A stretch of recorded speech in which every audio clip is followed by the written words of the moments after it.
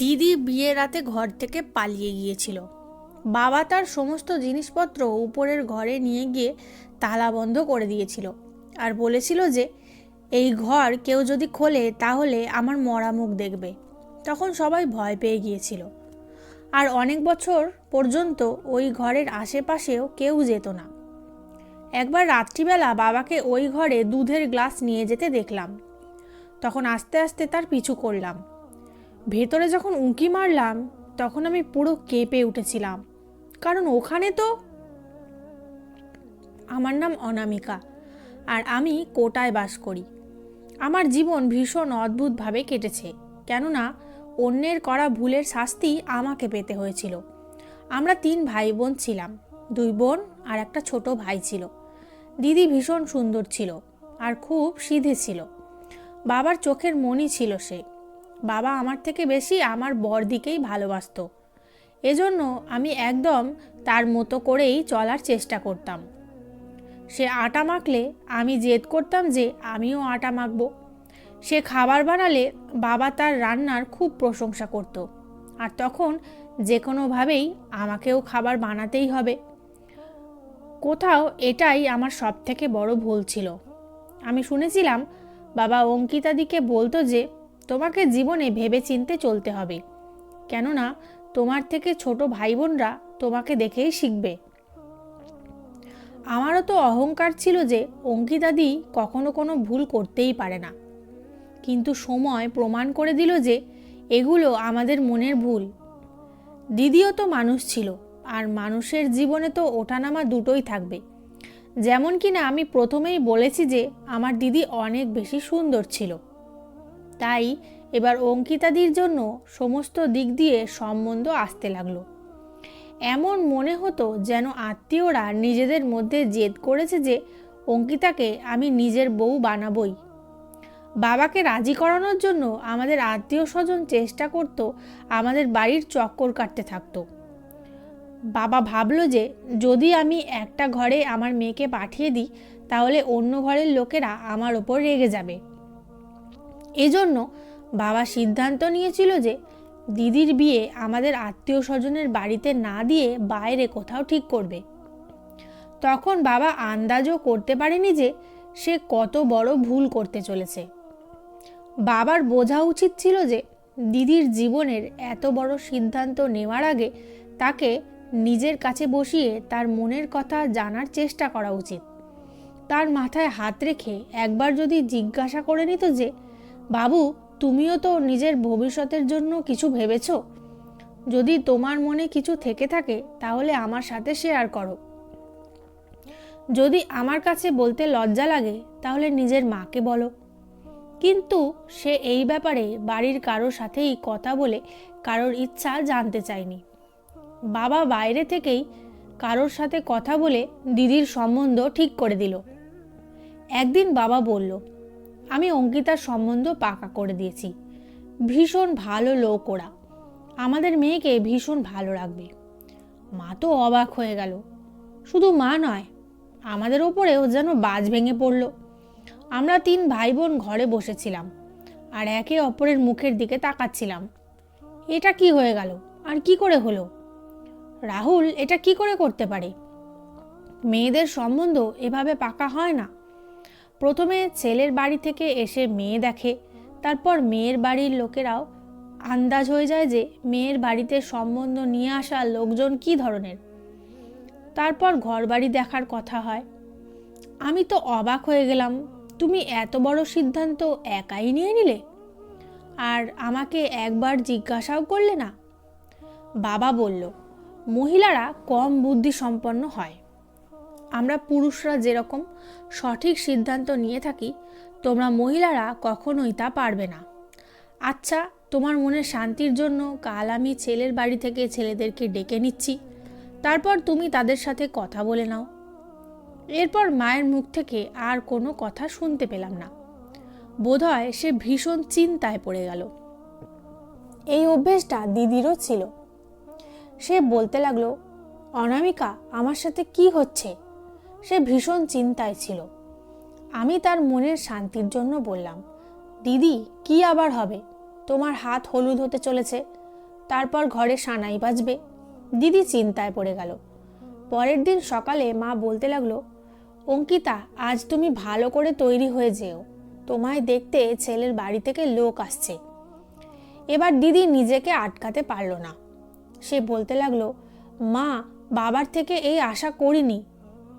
তখন মা চমকে উঠল আর অঙ্কিতাদির হাত ধরে বলতে লাগলো, সোনা, আমাকে বলো, যদি তুমি কারোকে পছন্দ করে থাকো তো, তুমি যদি কাউকে বিয়ের জন্য কথা দিয়ে থাকো, তাহলে আমি তোমাকে কথা দিচ্ছি তোমার ইচ্ছার বিরুদ্ধে বিয়ে হবে না। আমি তোমার বিয়ে সেখানেই দেব যেখানে তুমি চাও। কিন্তু দিদি না বলে মাথা নাড়িয়ে দিল। সে বলতে লাগলো, মা, এরকম কোনো ব্যাপার নেই। তাও আমার মনে অদ্ভুত খেয়াল আসছে। এমন মনে হচ্ছে যে এই বিয়ে আমার জন্য খুশি নিয়ে আসছে না, বরং আমার ভাগ্যের জন্য ধ্বংস নিয়ে আসছে। মা দিদির কথা শুনে চমকে উঠল। এরকম কথা বলার আগে একবারও ভাবলে না যে তোমার মায়ের হৃদয় দিয়ে কি যাবে? মা দিদির গলা জড়িয়ে ধরল। তারপর তারা দিদিকে দেখতে আসলো। এক বৃদ্ধা এসেছিলেন আর একটা যুবতী মেয়ে। তারা বলল যে ছেলের মা কোমায় আছে, এজন্য ঠাকুমা আর বোন এসেছে।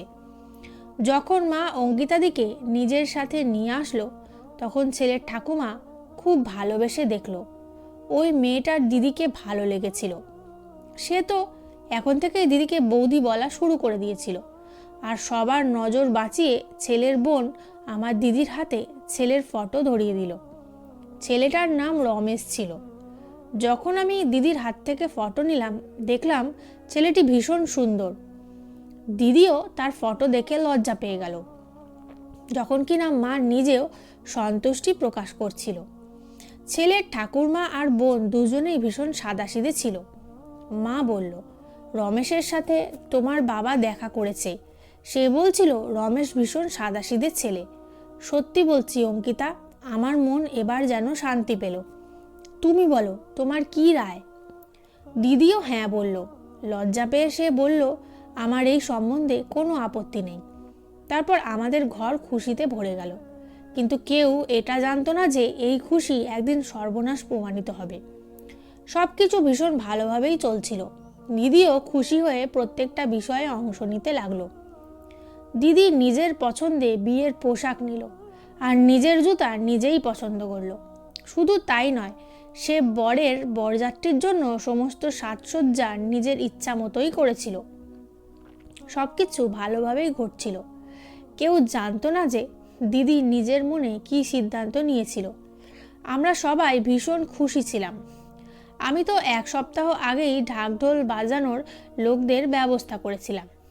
মা আমাকে বারণ করেছিল যে মেয়েদের বিয়েতে এতদিন আগে থেকে ঢোল বাজে না, কিন্তু আমি কোথায় শুনেছিলাম কথা। দিদির সমস্ত কষ্ট ভুলে গিয়ে ভীষণ এনজয় করছিল। নিজের ইচ্ছে আমরা গান পর্যন্ত গাইয়েছিলাম। আমার তো এমন মনে হতো যে যদি সে লজ্জা না পেত, সে নিজেও আমাদের সাথে বসে গান গাইতো। প্রত্যেকটা মুহূর্ত কাটতে লাগলো আর দিদির বিয়ের দিন সামনে আসতে লাগলো। সেদিন দিদি অনেক দামি পার্লার থেকে তৈরি হয়ে আসলো। সে নিজের পছন্দের জামা কাপড় পরেছিল। কিছুদিন পরে যখন বর আসলো, আমি যখন রমেশকে দেখলাম, আমি তো চোখ চেয়ে অবাক হয়ে দেখলাম। সে তো ভীষণ সুন্দর ছিল। আমি ভাবলাম গিয়ে দিদিকে বলি যে তোমার ভাগ্যে তো নবাব লেখা। আমি তাড়াতাড়ি দৌড়ে ঘরে এলাম। তখন ওখানে দিদি ছিল না। আমি অবাক হয়ে গেলাম যে এখনই তো আমি দিদিকে এখানে ছেড়ে গিয়েছিলাম, তাহলে সে কোথায় চলে গেল? আমি তার খোঁজে মায়ের ঘরে গেলাম, তো সেখানটাও ফাঁকা ছিল। আমি চিন্তায় পড়ে গেলাম, তাহলে সে কোথায় চলে গেল? আমি তাড়াতাড়ি বাইরে আসলাম আর মাকে খুঁজতে লাগলাম। দেখলাম মা অতিথিদের আপ্যায়নে ব্যস্ত ছিল। আমি তার হাত ধরে একটা কোণায় নিয়ে গেলাম আর বললাম, দিদি নেই। মা বলল, নিজের ঘরে হবে। মা, আমি দেখেছি নেই সে, আর তোমার ঘরেও নেই। মা বলল, এখানেই কোথাও হবে। তারপর মা আবার অতিথিদের আপ্যায়নে চলে গেল। সে এমনভাবে কথা বলছিল যে সে কোনো কিছু ভুল হওয়ার সম্ভাবনাও অনুভব করেনি। তখন আমি মায়ের হাত ধরে একটা ঝটকা দিলাম। আমি বললাম, মা, আমি ভীষণ ভয় পাচ্ছি। মা বলল, চলো প্রথমে তোমার ভয়টাকে দূর করি। আমরা দিদিকে এক ঘর থেকে দ্বিতীয় ঘরে এবং দ্বিতীয় ঘর থেকে তৃতীয় ঘরে খুঁজতে লাগলাম, কিন্তু পেলাম না। দুজনেরই মুখ ফ্যাকাশে হয়ে গেল। তারপর বাবা ফোন পেল। বাবা রুমে আসলো। তার চোখও লাল হয়ে গেছে। সম্ভবত তার এই কষ্ট হচ্ছিল যে তার প্রিয় কন্যা তার সম্মান নষ্ট করেছে। বাবা বলতে লাগলো, অঙ্কিতাকে বলো পণ্ডিতজি এসেছে। মা কাঁদতে কাঁদতে বলল, অঙ্কিতাকে পাওয়া যাচ্ছে না। বাবা অদ্ভুতভাবে মাকে দেখতে লাগলো। তারপর বলল, মানে পাওয়া যাচ্ছে না মানে কি? মা কাঁদতে কাঁদতে বলল, আমি ঘরের কোনা কোনা ওকে খুঁজেছি। বাবা বুকে চাপড়ে চাপড়ে কাঁদতে লাগলো। সে বলতে লাগলো, আমার সম্মান মাটিতে মিশে যাবে। কেউ আমাকে এই সম্মানহানি থেকে বাঁচাতে পারবে না। তুমি বলো এবার আমি কি করব? লোকের সামনে কি করে যাব? মাও কাঁদতে লাগলো আর বলল, রাহুল, তুমি বিছানার ওপর শুয়ে পড়ো। আমি গিয়ে বাহানা বানিয়ে দিচ্ছি যে আমার বরের শরীর ভীষণ খারাপ হয়ে গেছে, আর এই অবস্থায় আমরা মেয়ের বিয়ে দিতে পারছি না। বাবা বলল, রানী, তুমি এতটা সাহস পাচ্ছ কি করে? মা নিজের চোখ মুছল আর বলল, তোমার ইজ্জত বাঁচানোর জন্য আমি সব কিছু করতে পারি। তুমি যদি তোমার ছেলে মেয়েকে ভালো কিছু শেখাতে পারতে। মা গিয়ে সবার সামনে বলল যে আমার বর এখন হৃদরোগে আক্রান্ত। এরকম অবস্থায় আমরা মেয়েকে বিদায় করতে পারবো না।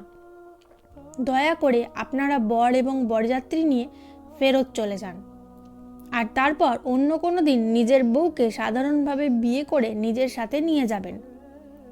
সমস্ত দিক থেকে লোকেরা বলতে লাগলো। মা তো এসে নিজেকে ঘরের মধ্যে বন্ধ করে দিল। লোক নানা রকম প্রশ্ন করতে লাগলো, যার জবাব আমাদের কাছে ছিল না।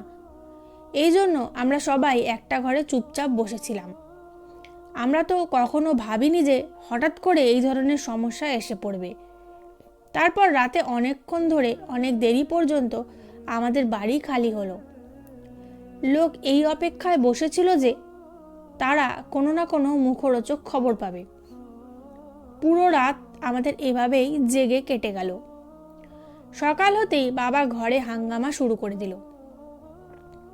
সে একাই অঙ্কিতাদির জিনিসপত্র তুলে ছাদের ঘরে ফেলে দিয়ে আসলো। ওই ঘরটা যেটা কয়েক বছর ধরে বন্ধ পড়েছিল। ভাই এগিয়ে আসলো আর বলল, বাবা, আমি তোমায় সাহায্য করতে চাই। বাবা বলতে লাগলো, আমার কাছে কারোকে আসতে হবে না, না হলে আমার থেকে খারাপ কেউ হবে না। মা বলতে লাগলো, তোমার শরীর খারাপ হয়ে যাচ্ছে, বাচ্চারা তোমার সাহায্য করে দেবে। বাবা বলল, তুমি আর কোনো কথা বলো না। যদি তুমি আমার খেয়াল করতে তাহলে নিজের মেয়েদেরকে লাগাম দিতে। মা বেচারি লজ্জায় পড়ে গেল। বাবা সমস্ত জিনিসপত্র ছাদের ঘরে ফেলে দিল আর তারপর সেটাকে তালা লাগিয়ে দিল। বাবা বলল, আজকের পর কেউ যদি ওদিকে যাওয়ার চেষ্টা করে তাহলে আমার মরা মুখ দেখবে। ওই দিনের পর থেকে আমাদের বাড়ির সমস্ত খুশি শেষ হয়ে গিয়েছিল। বাবা আমাদের থেকে লুকিয়ে কান্নাকাটি করত। দিদি চলে যাবার পরে সবাই অনেক সমস্যার মধ্যে ছিল। সব থেকে বেশি সমস্যা আমায় দেখতে হয়েছিল, কেননা বাবা আমার ছাদে যাওয়াই বন্ধ করে দিয়েছিল। সে যখনই আমাকে দেখত ভয় পেত যে এও নিজের দিদির মতো আমার নাক কাটিয়ে চলে যাবে হয়তো। এই ঘটনার 2 সপ্তাহ পরে বাবা সাহস করে নিজে দোকান খুলে নিল, কিন্তু সে বেশিক্ষণ সময় ধরে দোকানও চালাতে পারতো না। সে তাড়াতাড়ি বাড়ি চলে আসতো আর তারপর ছাদে চলে যেত। বাবা যখন নিচে আসতো তখন ভীষণ ক্লান্ত লাগতো আর তার চোখ ফুলে যেত। কিন্তু 1 মাস পরে ছেলের বাড়ি থেকে আমাদের কাছে ফোন আসলো। রমেশের ঠাকুরমা বলতে লাগলেন, আমরা ভীষণ অবাক হলাম যে আপনারা বরকে ফেরত পাঠিয়ে দিলেন, আর আমরা আপনাদের ওপর একটু রেগেছিলাম। তারপর মাথা ঠান্ডা করে ভাবলাম আপনাদেরও কোনো সমস্যা থাকতে পারে। এটাও তো হতে পারে আপনার বড় মেয়ে এই সম্বন্ধে না করে দিয়েছে আর আপনি নিজের ইজ্জত বাঁচাতে গিয়ে রাহুলের অসুস্থতার বাহানা করেছেন। যদি এরকম কোনো ব্যাপার হয়ে থাকে তাহলে আমাদের এতেও কোনো আপত্তি নেই। আপনারা যে কোনো একটা মেয়েকে বিয়ে দিন। যদি আপনাদের বড় মেয়ে না মানে তাহলে ছোট মেয়ের সাথে রমেশের বিয়ে দিন। কেননা আমরা অনেক ঘরেতে সম্বন্ধ খুঁজেছি, কিন্তু আপনার মেয়েদের মতো কোনো মেয়ে পাইনি। এজন্য আমরা চাই যে কোনো না কোনোভাবে আমাদের সম্বন্ধ আপনাদের সাথেই হোক।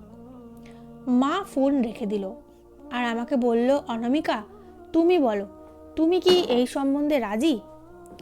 আমি হ্যাঁ বললাম, মা, দিদি চলে যাবার পর থেকে বাবা আমার বেঁচে থাকা মুশকিল করে দিয়েছে। সে আমাকে ঘেন্নার চোখে দেখে। আমি তো এটাই চাই যে দিন থেকে রাত যেন না হয়, আর আমি এখান থেকে চিরজীবনের জন্য যেন চলে যাই, কখনো যেন ফিরে না আসি। মা আমাকে জড়িয়ে কাঁদতে লাগলো। সে বলল, সোনা, ভাগ্যে তো এটাই লেখা ছিল, অন্যর কৃতকর্মের শাস্তি আমরা পাচ্ছি। আমি চাই যে তোমার ভাগ্য যেন বদলে যায়, কিন্তু আমি কি করব? আমি তো নিজেই বাধ্য। মা এমনভাবে ভেঙে পড়েছিল যে আমি তাকে সাহস দিতে লাগলাম। আমি বললাম, মা, তুমি রেগে যেও না, ভগবান সব ভালো করবেন। আমি নিজের ঘরে চলে গেলাম, কেননা বাবার ফিরে আসার সময় হয়ে গিয়েছিল।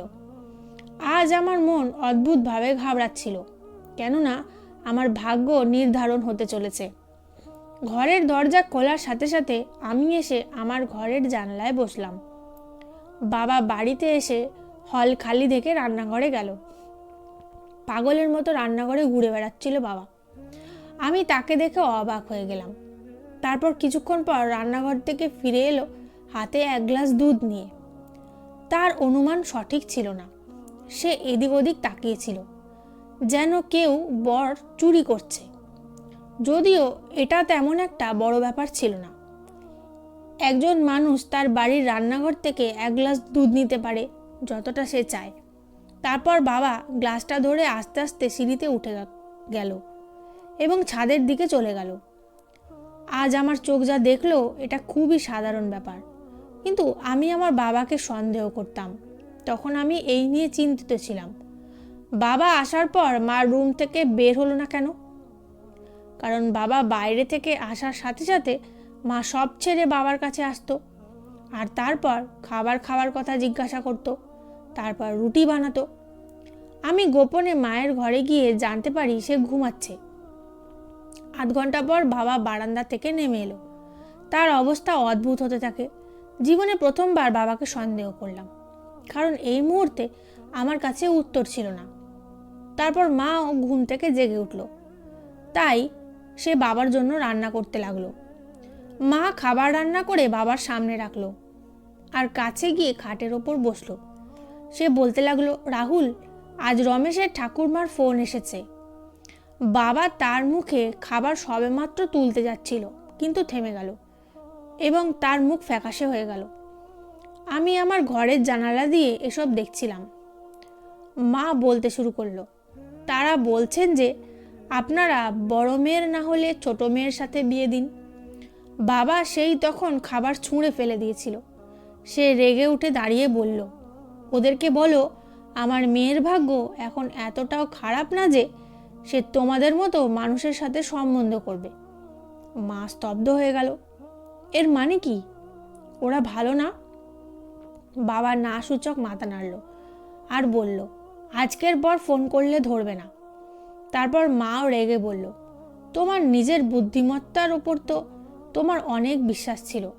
তোমার মতে মহিলারা কম বুদ্ধিমান, তাহলে এত বড় ভুল কিভাবে করলে? তুমি অঙ্কিতার সম্বন্ধ এত খারাপ মানুষের কাছে কিভাবে করেছিলে? বাবা রেগে দরজা ধাক্কা দিয়ে ঘর থেকে বেরিয়ে গেল। মা হাউমাউ করে কাঁদতে লাগলো। সে বলল, অঙ্কিতা, তুমি আমার জীবন নষ্ট করেছ। এখন কি বলবো?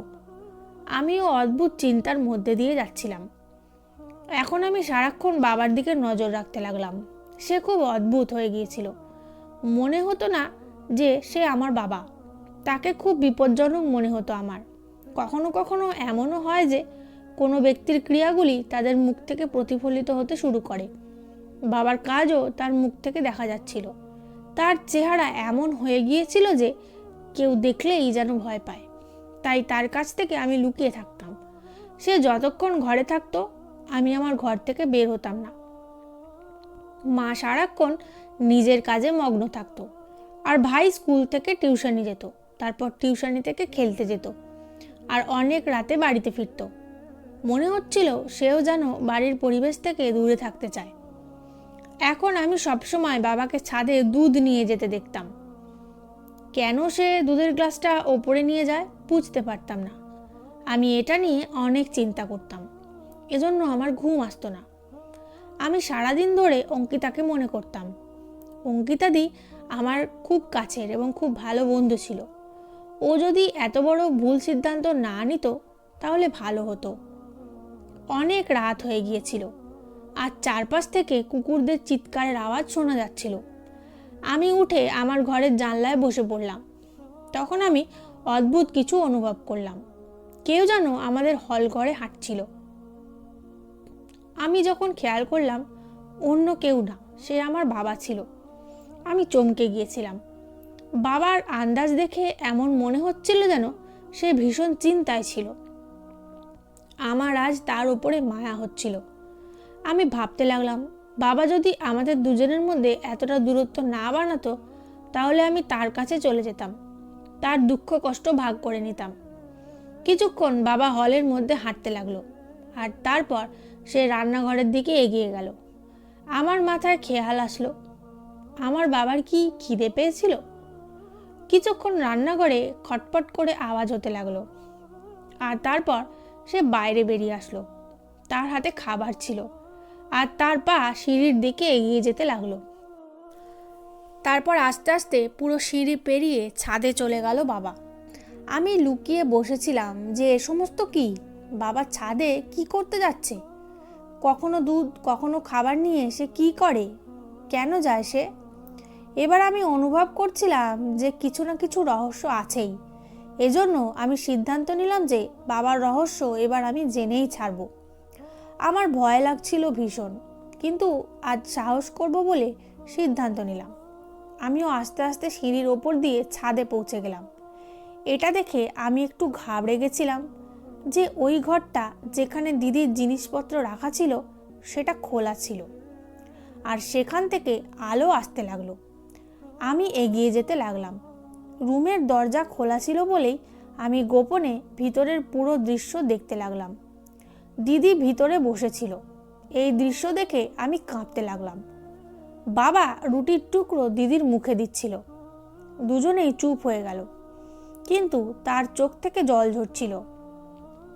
এই সবের মধ্যে কি ঘটছিল আমার বোঝার তা বাইরে ছিল। তারপর অনেকক্ষণ পর বাবা বলল, অঙ্কিতা, তুমি আমার মেয়ে না। দিদি কথা বলল। সে বলতে লাগলো যে আমি তোমার মেয়ে নই, এই জন্য আমায় শাস্তি দেওয়া হচ্ছে। তুমি কি অনামিকার সাথেও তাই করতে পারতে? বাবা বলল, অঙ্কিতা, আমি তোমাকে খুব ভালোবাসি, কিন্তু জানো আমি কখনোই অনামিকাকে নিয়ে এসব করতে পারবো না। অঙ্কিতা দিদি কাঁদতে লাগলো। সে বলল, আমি কারণ জানতে চাই, আমাকে এভাবে রাখলে কেন? বাবা বলল, তাহলে শোনো, আজ আমার হাতে অনেক সময় আছে। যাই হোক, আমি রানীকে তার খাবারে ঘুমের ওষুধ দিই, তাই সে সারাদিন এবং সারা রাত ঘুমোয়। কিন্তু এই অনামিকাটির কারণে আমি কখনোই বারান্দায় বেশিক্ষণ থাকতে পারি না, কারণ আমি ভয় পাই যে সে আমাকে সন্দেহ করবে। কিন্তু আজ সবাই ঘুমোচ্ছে, সেজন্যই আজকে সব বলছি। আমরা দুই ভাই বোন ছিলাম, একজন আমি আর একজন আমার বড় দিদি। সে আমার থেকে 7 বছরের বড়, তাই তার আগে বিয়ে হয়েছিল। বোনের বিয়ের পর আমাদের বাড়িতে অনেক নীরবতা ছেয়েছিল, তাই আমার বাবা মা সিদ্ধান্ত নিয়েছিলেন যে তারা আমাকে বিয়ে দেবেন। তিনি আমার জন্য রানীকে পছন্দ করেছিলেন এবং আমাদের সম্পর্ক পাকা হয়েছিল। কিন্তু সেই দিনগুলোতে আমাদের ওপর একটা বিপদ এসে পড়েছিল, কারণ ততদিনে দিদি বিধবা হয়ে যায়। আমাদের বাড়িতে ফিরে এসেছিল দিদি। দিদি একা ফিরে আসেনি, তার কোলে একটি 4 মাসের শিশুকন্যাও ছিল। দিদি খুব পাগলামি করত, না তার হুঁশ ছিল না শিশুটির। আমার মায়েরও বয়স হয়েছিল, সেই ছোট্ট মেয়েটিকে সামলাতে পারেনি। এই জন্যই আমার মা আমাকে হুট করে বিয়ে দিয়ে দিলেন। বিয়ের রাতে মা সেই সন্তানকে আমার কোলে তুলে দিয়ে বললেন, এই শিশুটি তোমার এবং রানীর। মায়ের কথা শুনে খুব মন খারাপ হয়ে গেল, কিন্তু সময়টা এমন ছিল যে অস্বীকার করার সাহস আমার ছিল না বলেই আমি মেয়েটিকে তুলে আমার ঘরে নিয়ে গেলাম এবং মেয়েটিকে আমার স্ত্রীর হাতে তুলে দিলাম। তুমি জানো সেই মেয়েটি কে ছিল অঙ্কিতা? সেই মেয়েটি তুমি ছিলে। রানী তোমায় কাছে করে, তারপর তোমার ওপর এত ভালোবাসা বর্ষণ করলো যে আমি ভুলে গিয়েছিলাম যে তুমি আমার মেয়ে নও, আমার বোনের মেয়ে। তুমি যখন কথা বলতে শুরু করো তখন রানীকে বলতে মা, সে তার নিজের মাকে পিসি বলে ডাকতে। দিদির অবস্থা ভালো হয়ে গেলে বাবা মা তার সম্বন্ধ দেখতে শুরু করেন, কিন্তু দিদি নিজেই একটা ছেলের নাম নিয়েছিল যে ওর সাথে আমার বিয়ে দেওয়া উচিত। আমার বাবা আমার ওপর দায়িত্ব চাপিয়ে দিয়েছিলেন যে তুমি ওই ছেলেটিকে তদন্ত করে আমাকে বলো। আমি যখন জানতে পারি ছেলেটি প্রতারক বলে প্রমাণিত হয়েছিল, তাই বাবা বোনকে বলেছে আমি তোমাকে তার সাথে বিয়ে দেব না। আমার মনে হলো দিদি সব বুঝতে পেরেছে, কিন্তু দিদি রাতে বাড়ি থেকে পালিয়ে গিয়েছিল। আমাদের ওপর সমস্যা এসে পড়ল। কিভাবে এইসব ঘটল? বাবা এটা সহ্য করতে না পেরে পৃথিবী ছেড়ে চলে গেলেন এবং তুমি রানীর যত্ন পেয়েছিলে। তারপর আমার ঘরে একটি কন্যা এবং তারপর আমার ঘরে আরেকটি কন্যা এবং তারপরে পুত্র সন্তানের জন্ম হয়। কিন্তু এত বছর পার হয়ে গেলেও দিদির ভুলটা ভুলতে পারিনি। তারপর সময় চলে গেল এবং আমি তোমাকে আমার সন্তানের চেয়েও বেশি ভালোবাসতে শুরু করলাম। কিন্তু মাঝে মাঝে ভাবতাম তুমিও যদি তোমার মায়ের মতো চলে যেতে তাহলে আমার জীবনটা কঠিন হয়ে যেত। সেজন্য আমি তাড়াতাড়ি তোমার সম্বন্ধ খুঁজে বের করে তোমার বিয়ে ঠিক করে ফেললাম। ছেলেটির মা কোমায় ছিলেন, কিন্তু ঠাকুমা আর বোন উপস্থিত ছিলেন, তাই ভাবলাম বিয়েটা যত তাড়াতাড়ি হয় ততই ভালো। কিন্তু কি হলো জানো? যেদিন তোমার বিয়ের লোকজন এসেছিল, ছেলের মা সুস্থ হয়ে তাতে যোগ দিতে আসেন।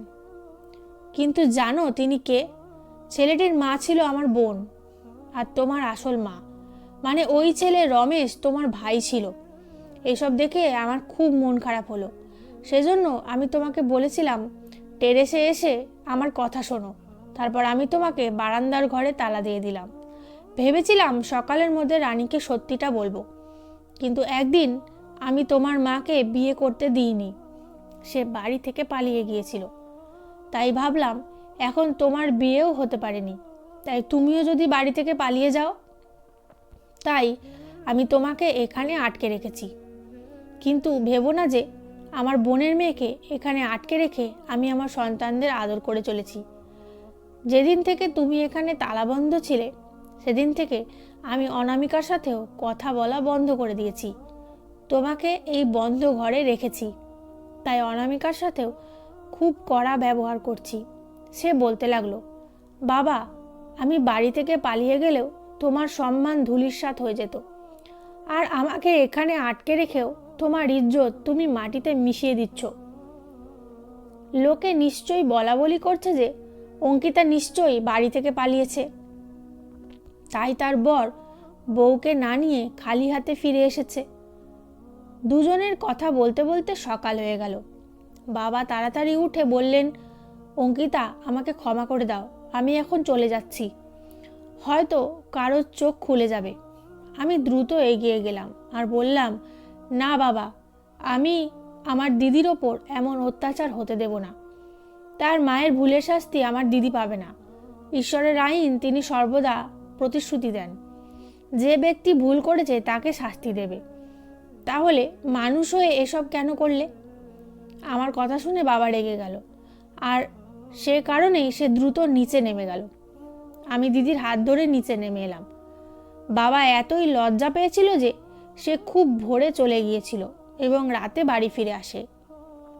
আর বাবা কাঁদতে কাঁদতে আমাদের সবার কাছে ক্ষমা চাইতে থাকে। প্রথমে দিদি বাবাকে ক্ষমা করে দিল, তারপর আমরা সবাই ক্ষমা করে দিলাম। সব কিছু ঠিক ছিল।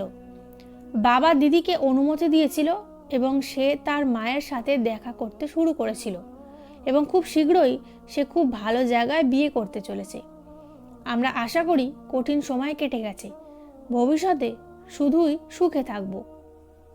গল্পটি সমাপ্ত হলো। গল্পটি আপনাদের কেমন লাগলো তা অবশ্যই জানাবেন কমেন্টের মাধ্যমে। আমি আপনাদের সকলের কমেন্টের উত্তর দেওয়ার চেষ্টা করব। গল্পটি ভালো লেগে থাকলে অবশ্যই একটা লাইক দেবেন, আর চ্যানেলে নতুন হয়ে থাকলে চ্যানেলটি সাবস্ক্রাইব করে বেল আইকনটি প্রেস করে নেবেন, যাতে পরবর্তী গল্প সবার আগে আপনার কাছে পৌঁছয়। দেখা হচ্ছে পরবর্তী গল্পের আসরে।